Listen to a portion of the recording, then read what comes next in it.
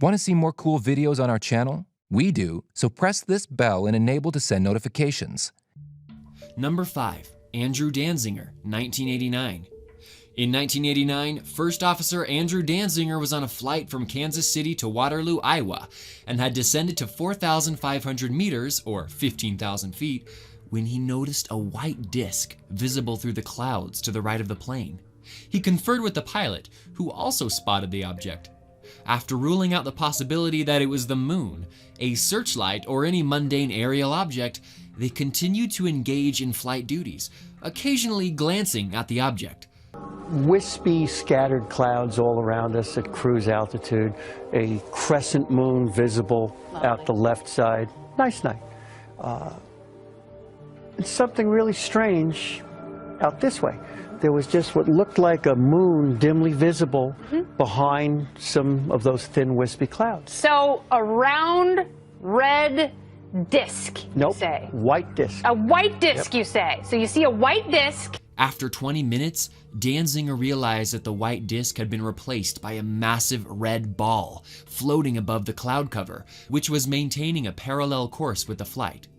When the plane dropped to 4,000 meters, or 13,000 feet, the ball descended and vanished behind the clouds. Then there was a burst of multicolored lights within the cloud.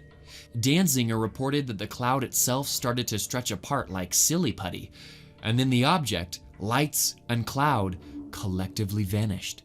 And when I look up, it was like, oh my God. Then what And happened? That's not what we said. Okay. And, both eyes on this thing, a gigantic red ball. It's the only way I could describe it. Okay. Above the clouds.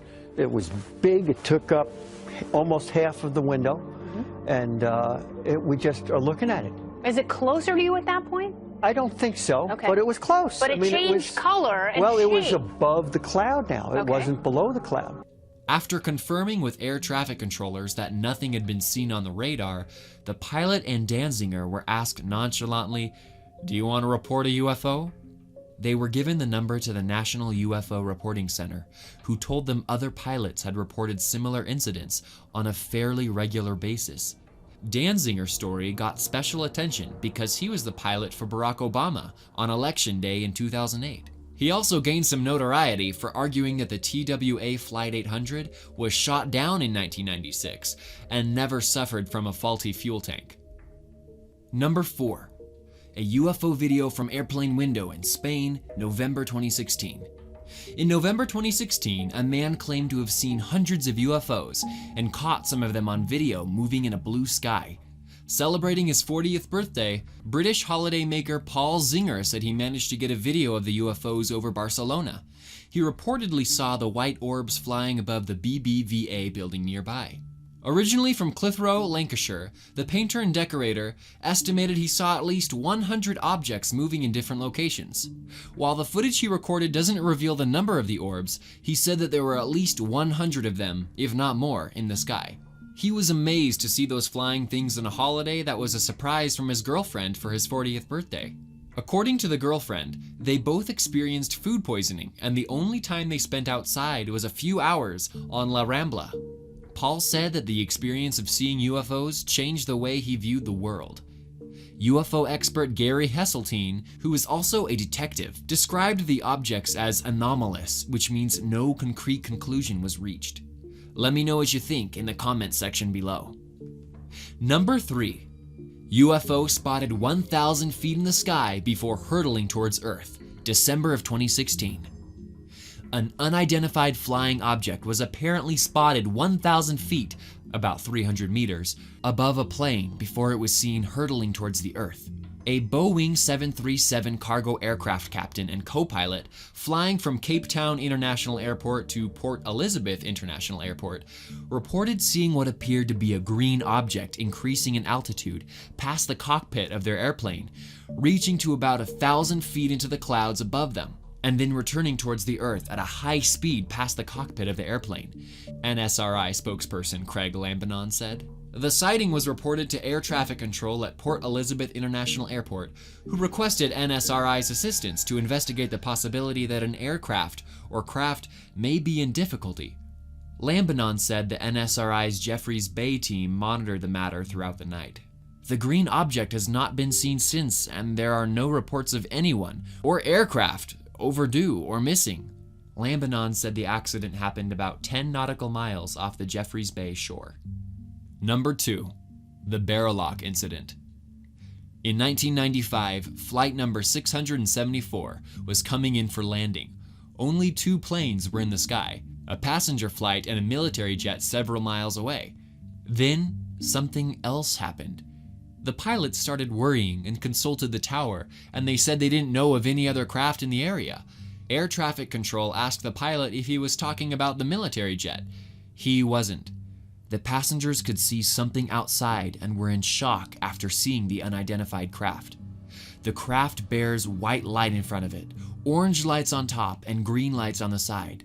By the time the pilot started his last approach to landing, the lights of the track of the airport turned off in a blow. I was looking through the window and I saw blue lights and orange lights passing very quickly through very close to the plane.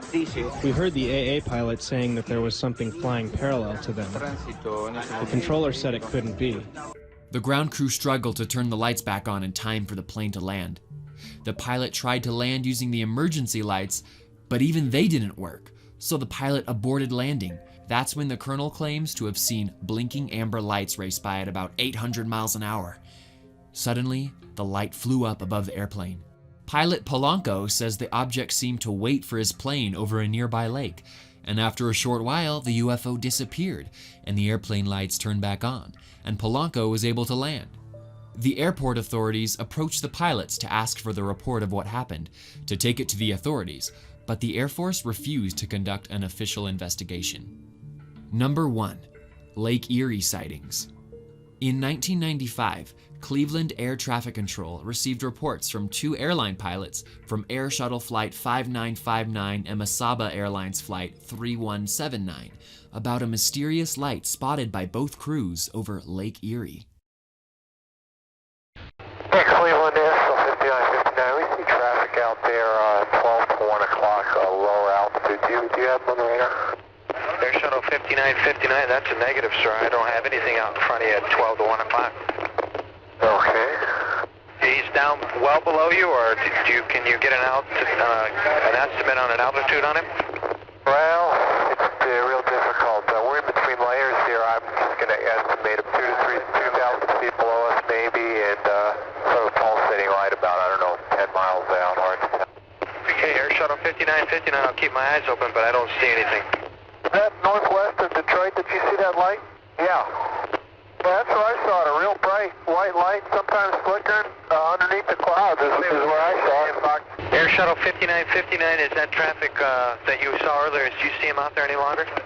That is Shuttle 5959, and that's affirmative, and it's a light that it goes dim and it gets bright. Thank you so much for watching, and if you enjoy the video, please let me know by clicking the like button, share, write a comment, and don't forget to subscribe so that you can catch up on my next video.